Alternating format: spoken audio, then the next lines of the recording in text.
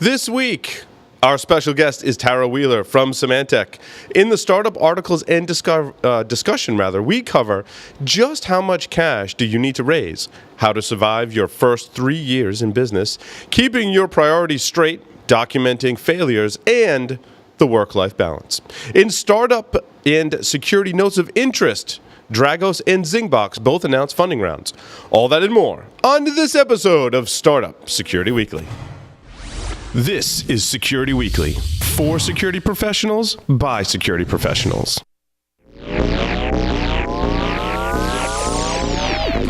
Broadcasting live from G-Unit Studios in Rhode Island, it's the show about security startups, how to secure your startup, and advice for security startups. It's Startup Security Weekly. I need it from the top.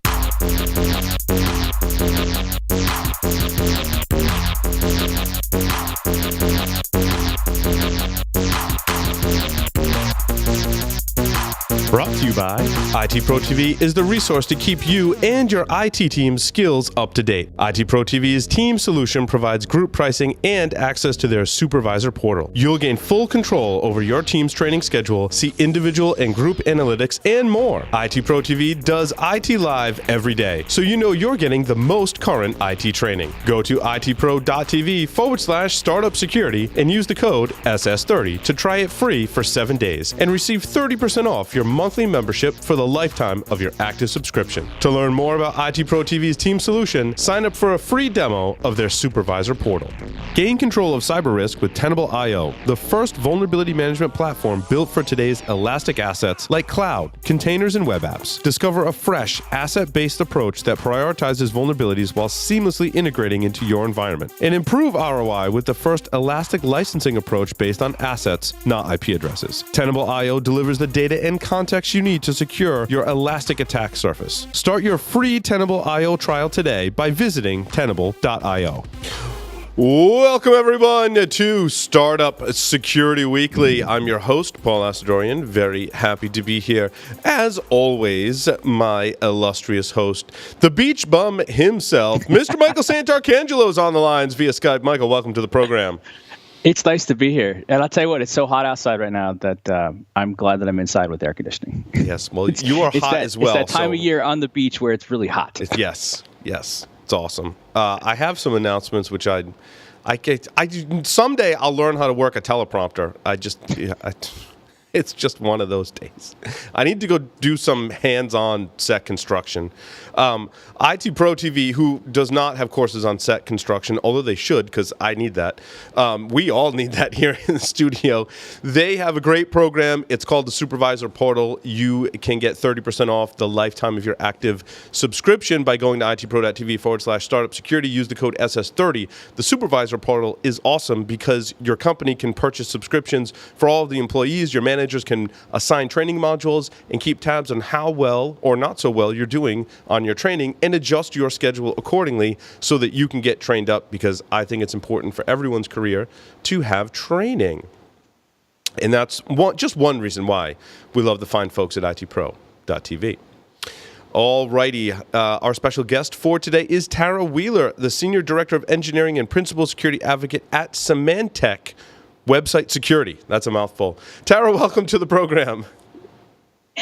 Thank you so much. It's an honor to be here today. I do want to make sure you know I am it was a pleasure to be there for so long, but it was just last week actually that I moved on from Symantec. So I have all manner of shiny titles, but I think we'll just go with hacker for this week. There you go. Now, have you? I jacked this shirt from Hope 11 last year and proceeded to completely kill it with the safety pins and stuff like that. So clothing hacker at this point too, I think works. That's awesome. Now, have you announced publicly where your next position will be, or? I actually haven't. So it was just a wonderful, challenging experience there, and I deeply enjoyed it. The truth is, I have, for those of you that kind of understand what's going on and have been paying attention to Twitter, I've been in Milwaukee, Wisconsin for a couple of weeks. So I don't know if that means anything to you, but there's been some work to be done in the family, helping some of our own, and without kind of going too much more into that, I have really focused on that, I think, for the last little bit here. That, and also something super cool, which is that I am learning for the first time to do my OSCP. Oh, nice. So all of the hack doors, yeah, it's been great. a lot of fun. I'm taking a breath, honestly. Yeah, I don't know, that's for good. those of you who have seen the back of Paul's computer, that tool sticker there. About 6 weeks ago, I married Devi and Olaf. So we're still honeymooning, y'all. I don't have time. Congratulations. That's exciting. Yeah, congratulations to you both. Unfortunately, we didn't get a chance to catch up in person at DEF CON, but hopefully our paths cross in person, because I'd love to see you both and have drinks with you. It would be great. Maybe even dinner. Who knows? But I look forward to that. I'm a fan of food. Food is good. And Food is drinks. good. And drinks. It all works. Yes. So, Tarah, you've done some pretty awesome things in your career, and I'll just kind of go down the list. You have authored a book. Why don't you tell us about that? The book that I have created is Women in Tech, and I would be I'd be happy to tell you about it. I had the opportunity to run a record-setting Kickstarter in 2015 that it brought together a lot of incredible women, yes, and just some women that you would just not expect to all be in the same place to give advice. The real challenge about Women in Tech was that I found myself putting together a crew of women to give great advice and walk people through what it would be like to do a career as a woman in technology, and just the surprising thing is how many of us weren't computer science graduates.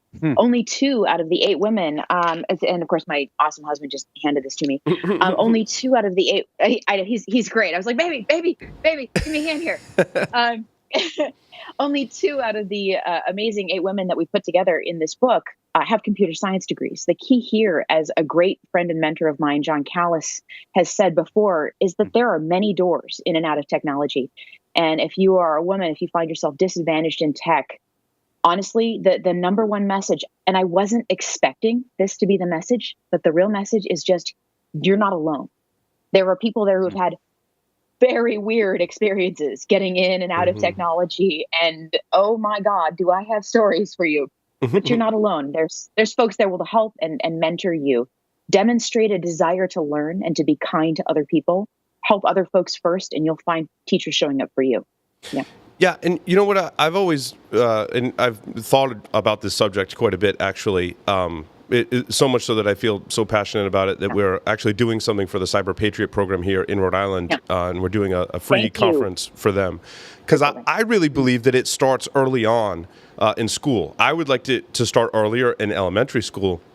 But I think that's where some of the first doors should open for anyone who wants to get involved in technology. And I think our educational system, from elementary school all the way through college and university, has a lot of work to do to get more people in general interested in technology and engineering. I don't know if that's some of the things that you discovered in writing the book as well, Tarah. It's close to certainly my heart and to also statistics, because, my heart being my heart, that's great and all, but I'm an applied mathematician, and there's no altruism in applied math, like no crying in baseball, know? And the math says that the reality is that disadvantaged people drop out at about twice the rate of, your typical white cis dude at each major place in technology, in career breakpoints, with the real big scary breakpoint happening actually at the senior directorate level in corporate America. That's the moment at which you can really sponsor and help people move along and devote money to their education. And the challenge there really is not, why can't we get girls interested in STEM? Believe me, girls are interested in STEM just fine. And my dad will tell you that, because I'm fairly sure that there are 6 TVs with 0 remotes still to them from all the ones I disassembled when I was 6. I took stuff apart and put it back together again. We're all interested in how things work. And so the question is, how do we keep people not interested in, but motivated in a field that sometimes doesn't feel all that welcoming to them? I mean, I dealt with some challenges just even today, where I was talking to, a gentleman who was frankly, he was questioning my credentials, and in a way that was a little weird for me. And I realized it's because he thought I looked a little too much like I should be on Instagram and not behind a computer. And I'm like, nobody wants to see me try to do marketing, son. I belong behind a machine. I promise. And then I opened my mouth and said that, and I think that probably conveyed the point more clearly than anything I could have done on Instagram ever would have, because I can't draw a straight line. We have this love, and we need to see people supported in it. And truly, it is the love and support of this community that makes that work, and the people that teach us and want to learn from us. Yeah. Yeah. And I think it's a collaborative effort from everyone in the community to be welcoming in general to anyone who wants to get involved in this field. And I've certainly spent more of my conference time mentoring people who want to get into the field. So I encourage others to do the same, because I feel like it's really important, and we need the help from everyone of all different backgrounds to be able to do our jobs effectively in security. So, Michael, questions for Tarah? Sorry. Well, I'm actually kind of curious a little bit more about FISMint. I don't have a lot of details on it, but end-to-end employee management. Tell me a little bit about that, if you would. Oh no, I'm here. Can you Just hear a glitch. Yeah, it'll come back. Weird. Hopefully. Hey, that's all right. I can talk enough to make up for the lack of video. It's all good. So I've been an entrepreneur for quite a while now, and I've really enjoyed creating companies that create secure solutions for folks. Okay. It was my honor and pleasure to create a really great. I think I was the one that, with a killer hacker friend of mine, prototyped originally in PHP a secure HR automation system. And then last year, I transitioned to be the executive chairman of the company, mostly because I had been working at that point on really promoting diverse speakers in information security. So I had I wanted to make sure that I had not tried to overcommit myself, and so at that point, I thought, as we transitioned from me as a startup CEO to the operational CEO that took it over, that I had done the thing that made me happy, which was prototype a good idea that helped people and then give it to the people that could really build it out. And I was honored to do so. That's where I was and what I was doing. And now I find myself, I've got a life that seems to move a little faster than I might always choose, I think. And do let me know if I can start my video. I'm happy to do that too. Let's give that a shot. There we How go. about now? Now you're back. There we go. Solid. Oh, so what you're saying right now is you tried turning it off and turning it back on again. Yes, that's exactly what we're saying. It's amazing how much that works, right? So you said something I think is really interesting, though, which is all of your time as an entrepreneur, you got to the point where you said, all right, I really like the building, I like the creating, and when it works, I'm happy to transfer it to somebody else. Is that something that you've always had, or was that a mentality and approach you had to learn? Because I think a lot of people, when they start something, it's their baby, and they can't give up their baby. They can't give that to somebody else. So for you, was that it just made sense because you've got all these other ideas in your head? You can move to the next, or I don't know, talk about that a little bit. That's a great question. I learned a lot in the startup world, and one of the things that I learned was I was the security or the systems architect for Silent Mail at Silent Circle, the company that Phil Zimmerman, John Callis started, the creators of PGP. Yeah. I once had this incredible conversation there with the CEO, Mike Janke, several years ago, and just a wonderful gentleman and a mentor of mine. And I was starting FISMint at that time. And I said, we've got this great idea. It's working. It's helping people. We're securing information that wasn't being secured before, which is a personal passion of mine, because people aren't safe enough. They're just flat not. They don't always understand the consequences of letting their data roam free like gazelles on the plane, and so I wanted to do something great. And I went to Mike and I said, tell me what I should know about being the CEO of this company. And he said, you might not be the person to take this company from 10 employees to 50 or 500. Can you acknowledge you might not be the right person to do it? And I have to admit, I got a little huffy. I was like, what do you mean I can't do? I can do that. I can do anything. And it took a while to realize the job of taking a company from 0 to 25 and the job of taking a company from 25 to 1,000 is so different. So extraordinarily, profoundly, not even the same job that my interest level wouldn't have been there. And it took me 3 or 4 years of wisdom really to try to understand. He wasn't insulting my capacity. He was trying to tell me something about the kind of person who is a startup CEO versus an operational CEO. I might one day build the skills to be able to go from 0 to 5,000, but they're different jobs. And I think that the most honor I could do to the people that did the work with that was to transition it to somebody who could take that company and keep it going and be there for the support and the idea and the vision. You know, I'm honestly, I'm not an ops CEO. I can do the startup and I can do the vision. But if they ever invite me back, it's going to be because they need a mission vision setter like Jobs, frankly. That's awesome. That is such a great insight. Like I'm thrilled for you personally for having it. And Mike Janke is somebody I haven't met yet, but I have to tell you, he's coming up in so many conversations that I've been having this summer that I can't wait to meet him. And it sounds like it'll be fun. We need to get him as a guest on the program, but also to kind of get that advice and for you to be able to act on it is really phenomenal. Now, I'm going to switch gears for a second because one of the reasons that we sought you out was there's been a lot that's been said about not only women in tech, but women in startups and women getting funding and founding and stuff like that. And I have 3 daughters, 3 strong, brilliant, awesome daughters so this stuff is really near and dear to my heart. When you look at some of the things that are happening, what do we need to think about? What do we need to think about as parents? What do we need to think about as humans and practitioners in this, based on some of your experiences and lessons? What do you make of what's going on, and what do we need to do better? I'm going to tell you something kind of embarrassing.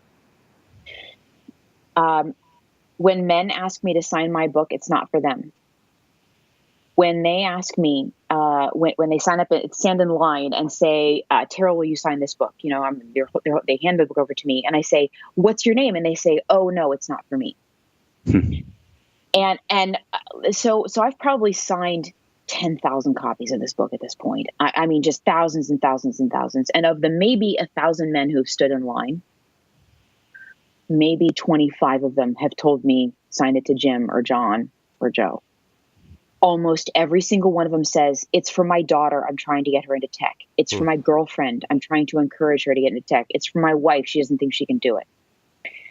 First of all, there is a chapter in the back that is for men and allies to understand how to support women in technology. And second, this is not a book for women in tech. It is a book about women in tech. If you want to understand what this journey is like and why the messages get so deep and so embedded and are so discouraging, don't give it to your daughter. Read it yourself and incorporate and inculcate inside yourself the messages from people like Angie Chang, who started Women 2.0 and Girl Geek Dinners, who incorporate these messages from Karen Elazari, the TED Talk on hackers, for crying out loud. Incorporate the messages from Camila Taylor, who is a Jamaican, an incredible mobile developer, now senior at LinkedIn. Incorporate these messages and ask yourself, what are the messages that my daughter and my girlfriend and my wife are getting that tell them that they don't belong in technology? And I will tell you right now, if you as men do any one single thing to assist women in technology, it is this: sons of bitches, support federal mandated paid parental leave. Will you already? Every single person needs to be doing this. And it is because it is not women in technology who are the problem. It is primary caregivers.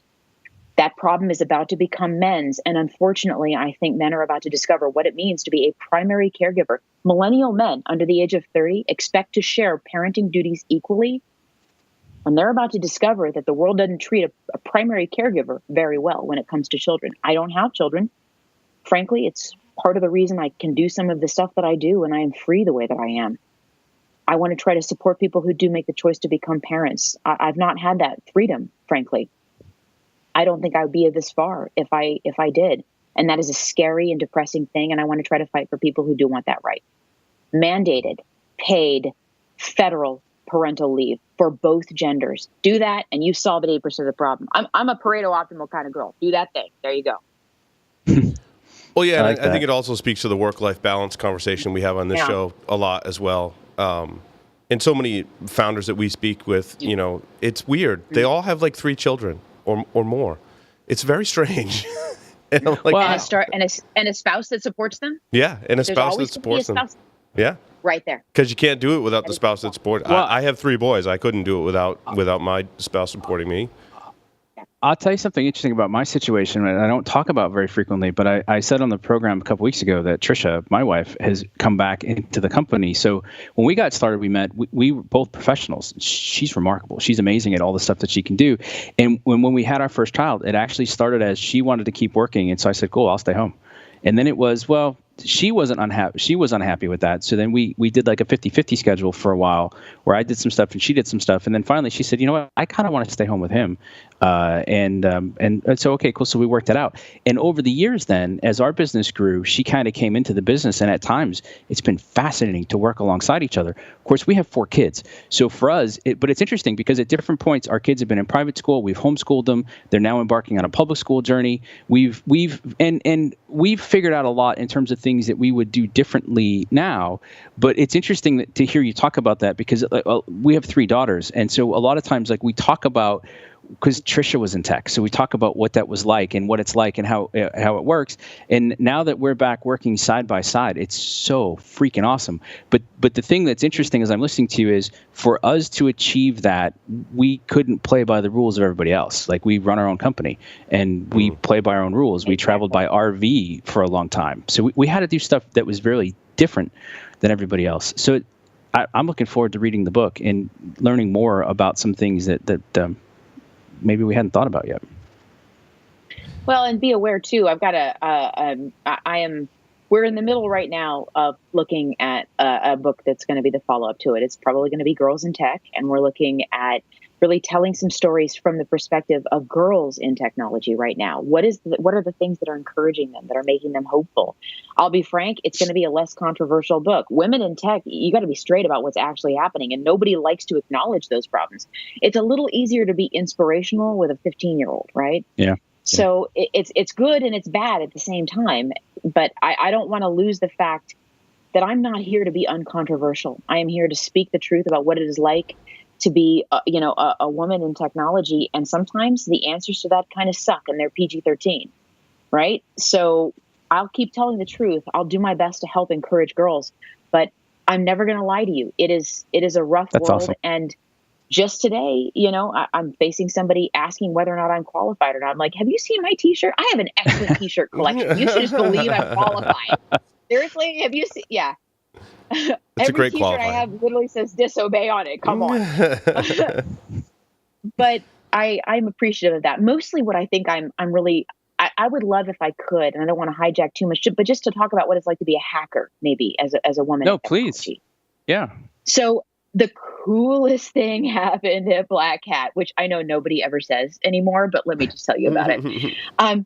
So I actually, I was fortunate enough. Symantec was really wonderful to send me to some great training there. I did Metasploit Basics and Mastery there, and I got to learn from Egypt and Movix, right? For like 4 straight days in this classroom. I was like, this is sick. Who gets to do this? Who gets to learn Metasploit from Egypt and Movix, right?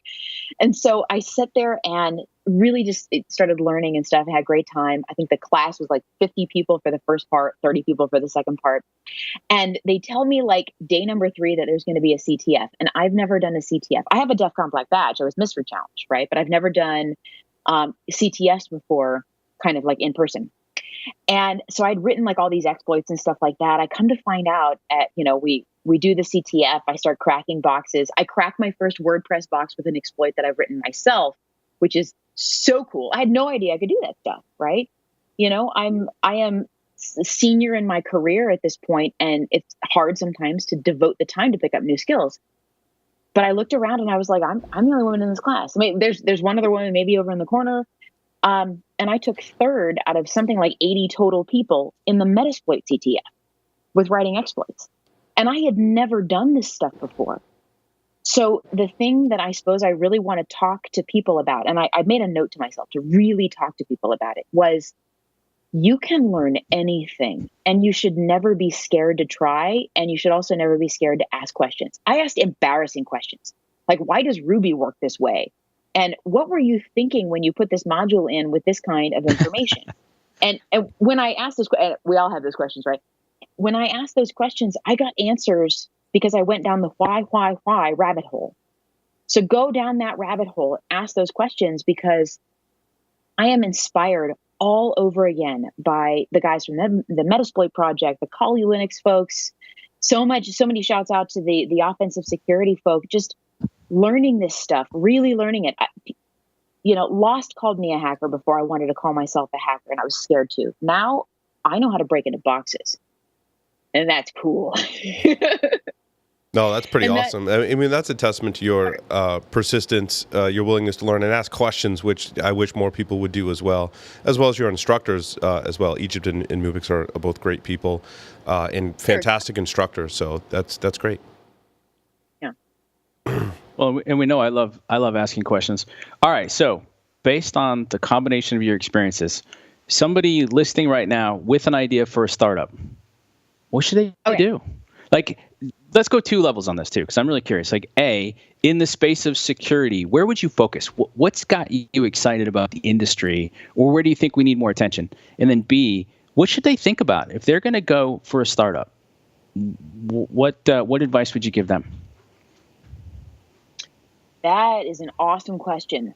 My very best idea, I am so not giving you.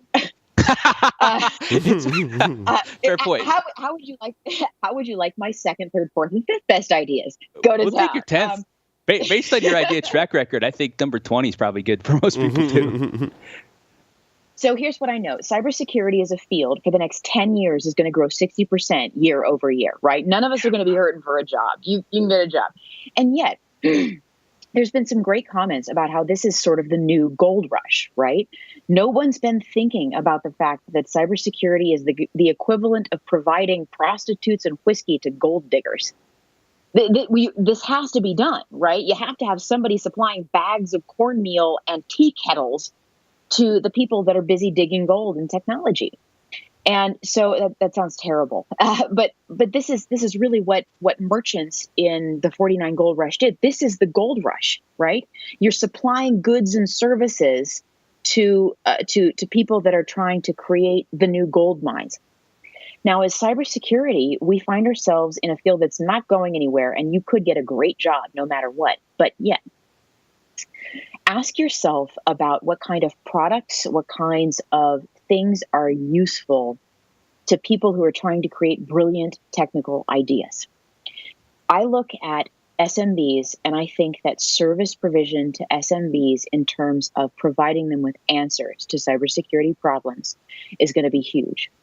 I think that, and here's my number 4 idea. So I do security. I'm a security operations commander for TEDx events. I think that stand-up SOCs, temporary SOCs, is an incredible way to go for people that want to create a service provision. A provisioning in security is going to be a great way to go, because believe me, when you walk up to someone and say, you're the person in charge of this event, do you understand that if your shit gets hacked, you're the one in front of the cameras, and they look at you and go, what are you even talking about? And you say, hi, I'm a hacker and I can help. Just explaining to people cybersecurity can happen to you, and really helping people, really making them feel secure and safe so that they can be enabled to do the thing that makes them brilliant, and keeping them safe while they're doing it. That's the way you've got to go.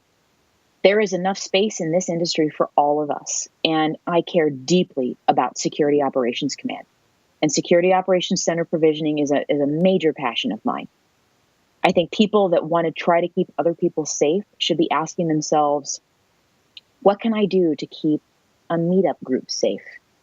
A farmer's market, a simple website in a small town that is protecting a couple of journalists locally reporting on fires in healthcare, right? If you can start to ask yourself, what can I do to keep people safe on that small level, and then start scaling it out, scripting, product provisioning, third-party integration, you're in a good world. And it means you are doing the flying spaghetti monsters work when you do it, because people need to be safe, and most of them don't even know the threats that are out there. It's an awesome idea, and I've framed this in other interviews because I'm a huge fan of science fiction, right? And when I watch science fiction, and we look at any science fiction, and they're using any kind of technology, you don't often see the security of that technology. Like in all those episodes and movies for Star Trek, have they ever talked about the security of their tricorder, the communications of their tricorder? It's just assumed that security in the future has been just built into devices and doesn't interfere with the usability. And I think that's really what you're referring to as well, Tarah, and something I would like to see more focus on in the startup world is just having things just be secure and have technology just be secure. And I think we're a long ways away from that. Were you asking me about Star Trek right now? Because I wasn't sure how long you wanted to have this conversation go. Suffice to say that if we're talking about things like securing something like a communicator, one of the major things that you have to do is ensure that the frequencies that the communicator is operating on are non-accessible to local RF frequencies. Because one of the things you'll find is, especially in the Voyager episodes, I believe it was in season 4 and 5, when you have the Sarah Silverman episode Traveling Back in Time, the communicator itself was actually jacked by local radio frequencies. One of the major things you might not expect is legacy communication technologies taking over current technologies that you believe are completely secure. Did you like how I just worked that in there? Because of course, Janeway is awesome. Now, so the thing about Star Trek, the thing about science fiction, and I could do Star Trek all day, but I'll try not to take this whole conversation over about that. The thing about science fiction is this: it lets us imagine a better future. It lets us imagine a world where we are safer. And sometimes we elide carefully over the top of the problems in our current society that make it tough to do that. And in the places we've seen communication technology intercepted in Star Trek, it's either by a named enemy or by a benign friend we have not yet met. And that's not always the case in the world we live in now. Science fiction is an incredible tool to imagine the future. And it is the reason I am sitting where I am right now. But science fiction doesn't always answer those security questions. You are correct. That great metaphor of not being prepared for legacy communication technology, simply hijacking the more refined tech we have right now, I think there are lessons there for us with Internet of Things, carjacking with drones. I think if you want to look at a great analogy for the future of old school tech taking over new school technology, I think we're going to see shortly those local area networks driving trucks across the plain with only 1 out of 20 trucks actually manned. You're going to start to see trucks across the Great Plains of America carrying grain and toilet paper and toys getting rustled. You're going to have truck rustlers on laptops. I'm just disappointed that it's still happening on the ground, because I watch Blade Runner, which is pretty close to the time we live in now, and like they're in flying cars and stuff. I'm like, why don't we have flying cars yet? Like, come on. Well, have you seen the way people drive? Yeah, we have flying drones. Yeah. No, we have flying donuts. That's the most important part. You use donut drop onto your building. You've seen that, right? Amazon to drop donuts. No, drone delivery. I want that now, though. That's awesome. I'm on the internet. Go look immediately, forthwith. Get a donut. That's awesome. I've decided I have a new love for classic cars. I'm just going to keep turning a wrench. Keeping those things off the net. A-body. Yeah. 1972 GM A-body. Yeah, Buick Skylark LTD. It is essentially the Battlestar Galactica of cars, right? It's not online. It's beautiful, and it's going to last forever. Yeah. There you go. Yeah. The advantage of Myrtle Beach, we get a lot of car shows. There's a lot to pick from. I just I'm seeing it. All right. So last question then. Somebody starting out today, hopefully in tech, hopefully in security, right? There's a lot of things for us to do. You've given us some ideas. What should they think about? Thoughts on mindset or just advice for somebody trying to start out? This is going to suck because it's going to call out at least 5 different people that have emailed me over the course of the last year. I've had probably 5 different people email me and say, how do I get started in security? I'm shy, I'm quiet, I'm in my house. I don't want to go anywhere, but I want to get started. And the first thing I tell them is, have you called your local DC 206 or 414 or 702 or 303? Because as much as you may want to believe that you can stay behind a keyboard and never talk to anybody, frankly, you must learn from other people. You need to be challenged. You need to be mentored. And do not think you can escape from teaching other people if you want to learn the right way to get stuff done. If you want to start in technology, the only thing you need to do to mentor one other person is know one thing more than they know. And if you are hesitant to teach them, get over it. Join my field when you want to teach people what you know. That's the answer. I love that. Well, and what I love about that is that extends. Like that works for startups. Like I think about how many people do startups and they're caught in a vacuum and they've got questions. And if they could just reach out and ask somebody, people who reach out to me, I'm free to admit I have made 20 years of mistakes. I don't know if I know better, but I can tell you what to avoid. And if that starts the conversation, I'm happy to do it. So that's really good advice. I love it. It's actually the same advice that one of my mentors taught me very early on in my career, who also happened to be a woman. And she said, if you can teach someone else to do your job, then you're the expert at that job. And until you can teach someone else, you really don't know, you don't own that job or that function of that job yet. So. And all I'll add to that is when people hear that and they say, but if I teach them how to do my job, I'll be out of a job. A, that's never happened in history. And B, whatever you go to next, you're even better at. And then you start the cycle over again. Yep, so absolutely. Don't be afraid of teaching people what you know, because you get better, they get better, and you create something new as a result. I've never seen a situation where that's worked out poorly. Mm-hmm. Yep. Be generous. Share your knowledge with people. Exactly. Well, thank you for sharing your knowledge with us and our listeners and viewers, Tarah. It was very nice having you on the program today. Thank you so much. With it's that, an honor, pleasure. With that, we're going to take a short break, come back, talk about startup articles and some discussion as well as security notes of interest from startups. So stay tuned.